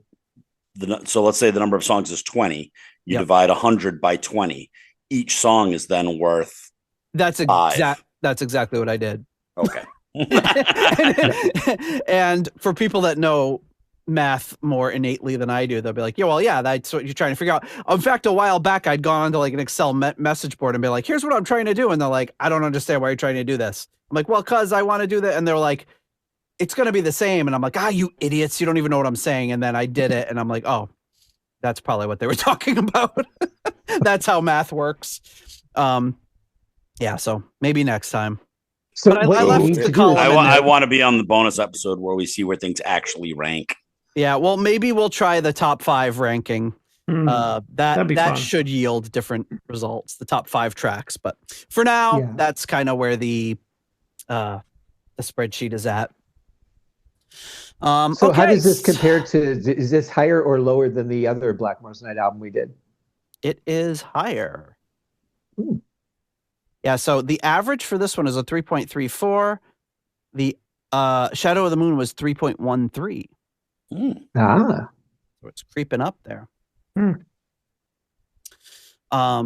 Pretty sure it peaks next album. Yeah, that is the general consensus. There's a bunch of reviews of this album. I'll put a bunch of links in the show notes so you can check it out. One of them here I will kind of breeze through, and that is the one from Darker Than Blue. This issue number 52, December 1999. Blackmore's Night Under a Violet Moon, Cold Harbor recording, June 1999. It says, few people seemed prepared to venture out on this one, but one of our members who listens to recordings of a lot of early Tudor music decided to try and elaborate on the music for us. So very smart to get somebody that's more familiar with this kind of music. It says, following the usual applied silence when friends find out that I have quite a collection of early Renaissance music, I quickly deploy my standard defense, i.e. I use it when I teach my A-level class about Henry VIII. This usually satisfies them and hides a darker secret. I actually like the stuff. So it was with an interested ear that I sat down to listen to the new Blackmore's Night offering. I thought it was a very brave decision by Blackmore to try and put across a style of music that's in its original form is far different to modern sounds.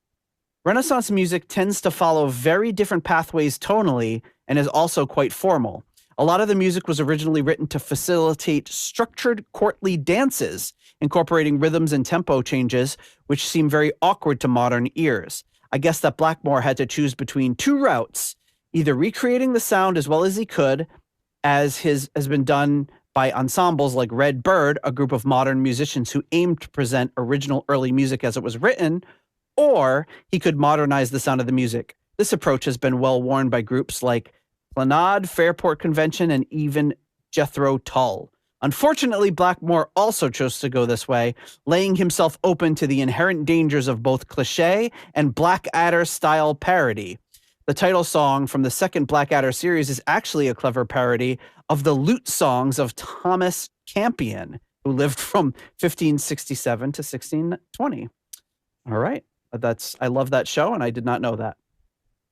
Okay, it says, in the end, much of Violet Moon tips its hat towards the galliards of the Tudor court, albeit far more up-tempo, and also to Irish folk music. Some of the songs, particularly Catherine Howard's Fate, Fool's Gold, and the title track itself, would be so much better without any vocals. Not because of any weakness in Candace's voice, which I actually like, but because most early music in that style didn't have vocals.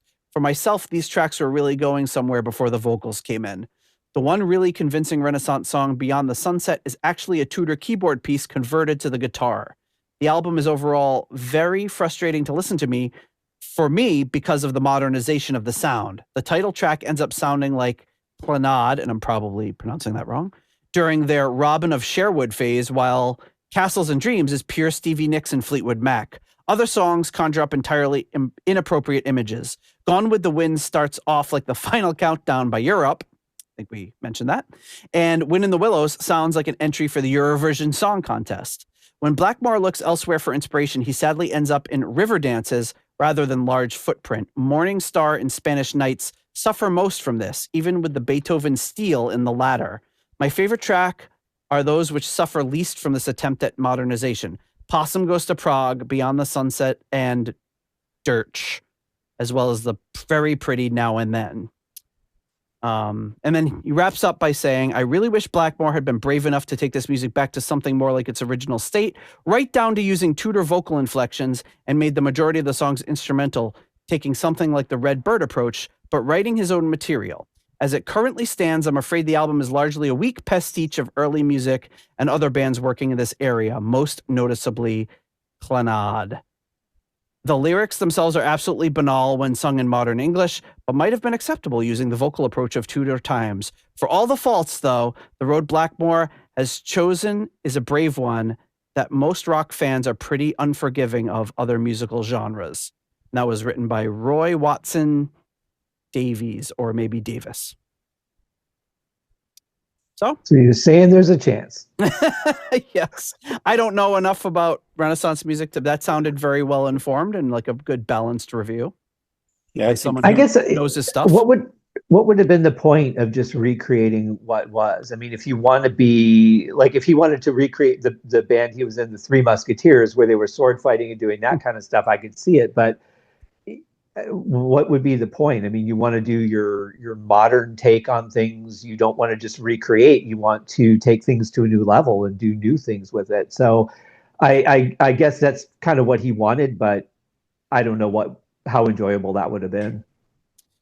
From my understanding of what he's saying, it sounds like he wanted him to do things that were more originally written, but sounded more like they were in the style of that time. Because I think, I mean, from what I'm understanding, he's saying you're not getting a full, accurate view of what music of the time would have sounded like, but yet you're also getting these chunks of the music that are kind of being redone. So it's kind of like, in his eyes, kind of the worst of both worlds. He would like to have it be more original, but also sound more like the stuff rather than be the actual melodies and music from the time made more modern. Well, I think the next logical progression then would be to join John Matola and myself on our new Redbird Deep Dive podcast. Or Clannad, if I'm pronouncing it right, or whatever that band was. Yeah. Redbird. All right. Well, there you have it. So before we, well, you know what? Let's thank our final round of patrons, and then we will go to final thoughts. I probably should have spaced out these patrons a little bit better. But thanks to our foundation level patrons coming in at the £3.50 tier, the Deep Purple New York tier, Lord Longford. At the £3 aromatic feed tier, Simon Ford and Richard Brees. At the 293 pence tier, we have Blackmore tights. At the $3.33 halfway to evil tier, Stephen Sharp and Duncan Leask. Smoke on the water, fire in the sky.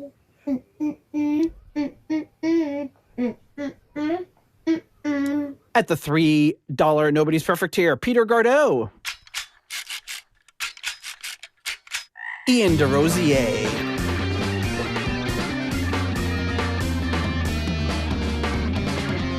Mark Roback. Stuart McCord. Ivan Fjellbu.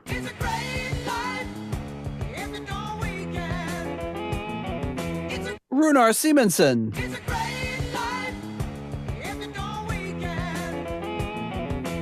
Ruinous Inadequacies, Corey Morissette.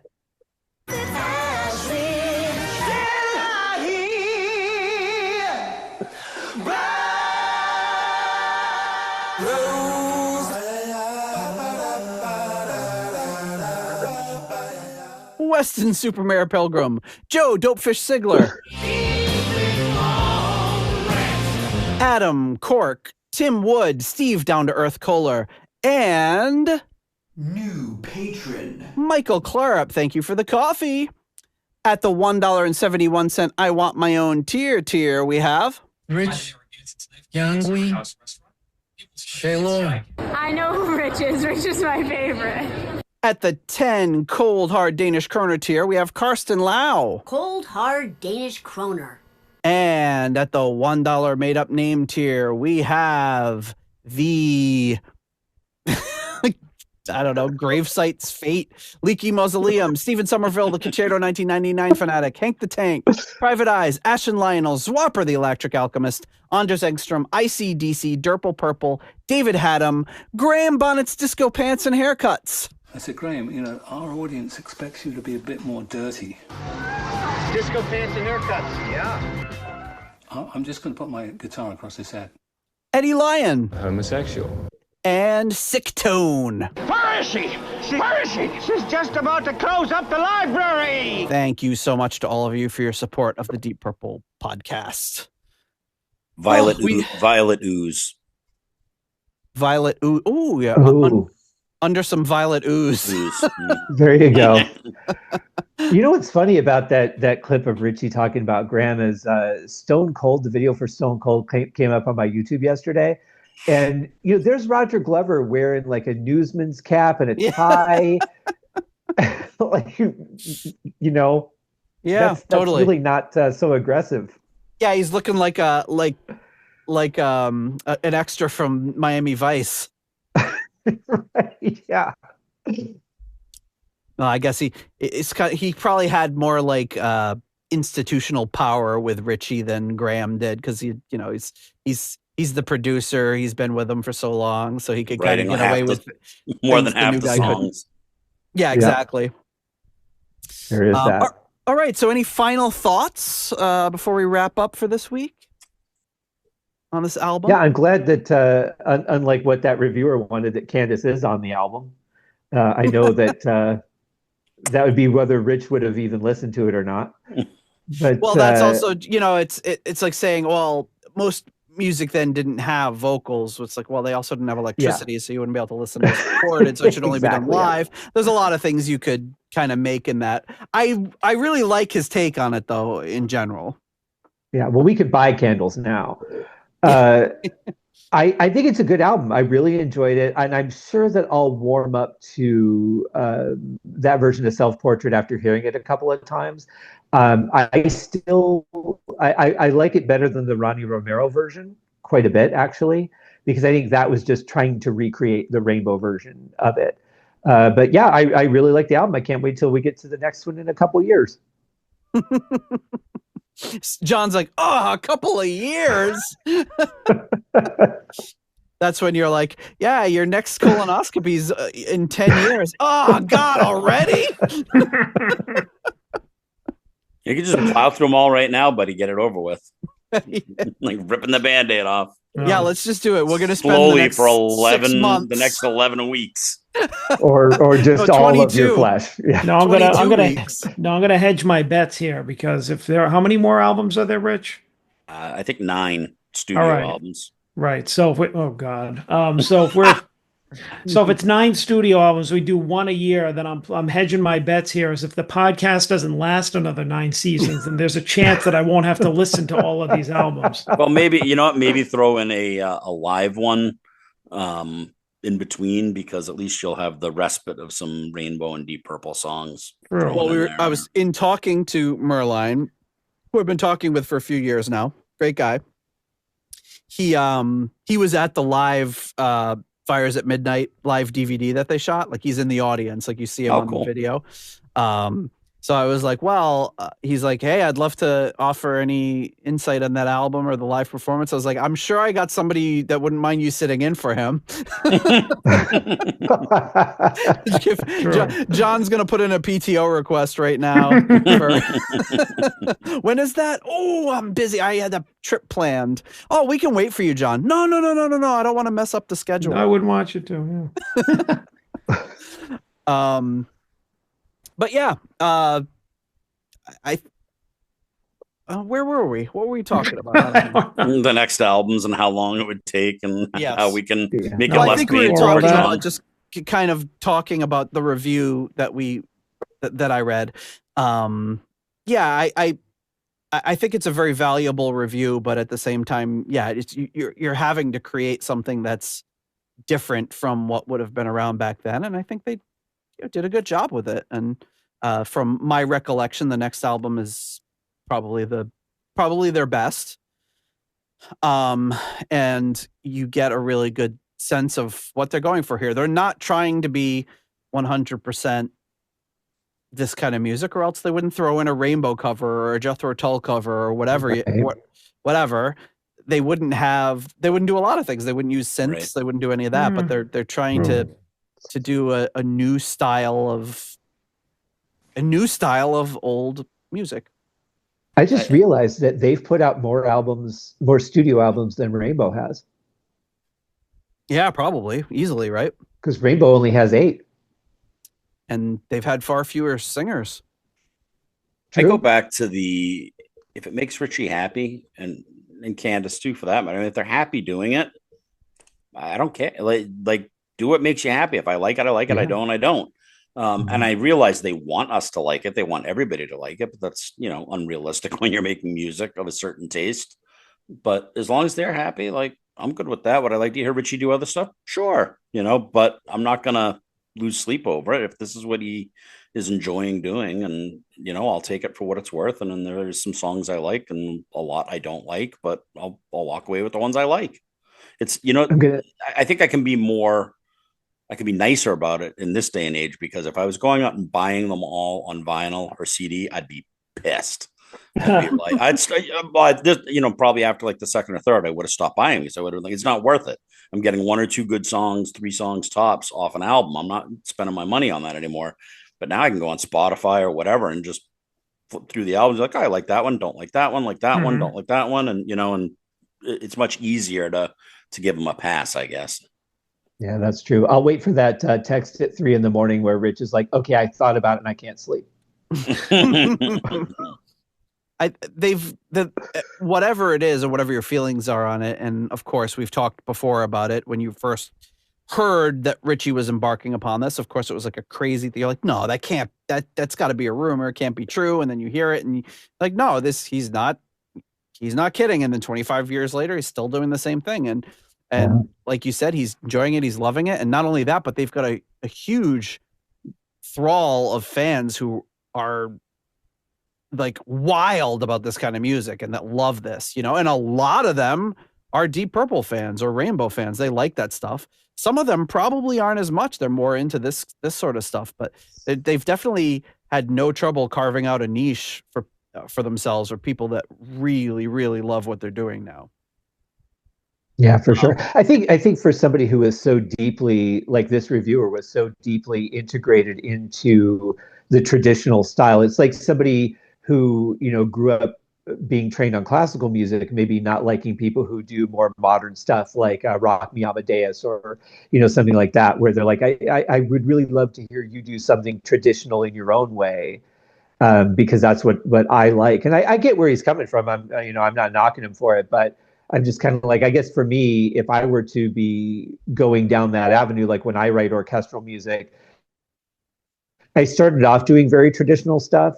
And then I started going, yeah, but that's not really how I would write it. And just kind of integrating myself into those pieces instead of trying to stick with the traditional style. So yeah, I see both sides of it too. But yeah, I agree. As long as Richie's doing what he enjoys doing, and obviously he wouldn't be doing it this long if he didn't.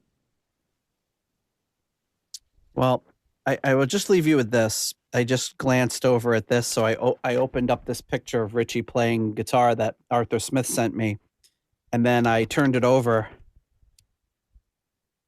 And John's not paying attention. Furry. That's what's on the other side. Kerrang.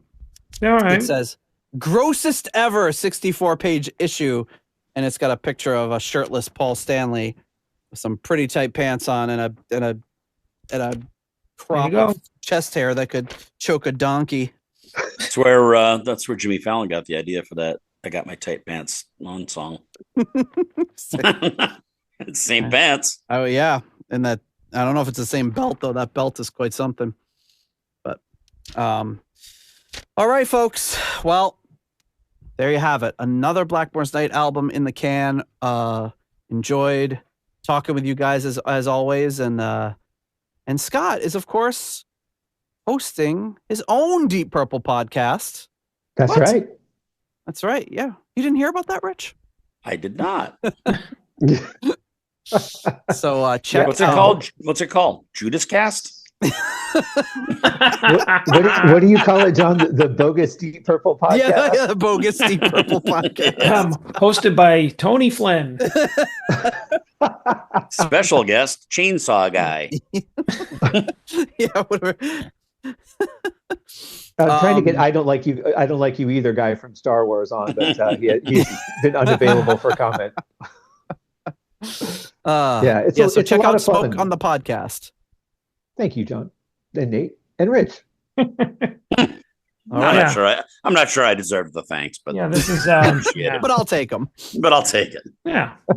All right. Well, folks, we'll be back at you next week with another exciting episode. And it's always a good time to see you guys. It's unfortunate the circumstances that we've had to see each other, but it's like seeing people at a funeral. It's so good seeing you. I just wish it was under better circumstances. But hey, I'll take what I can get. There you go. All right. Have a good one, guys. Take it away, Roy. If you like the Deep Purple podcast and would like to support the show, please consider joining our Patreon or donating on PayPal. Patrons get full access to the podcast, Discord server, ratings, spreadsheets, and live stream invites.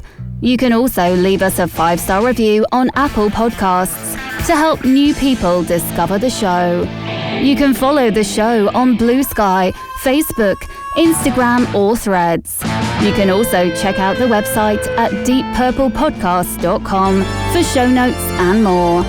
Contact us via email at John or Nate at deeppurplepodcast.com.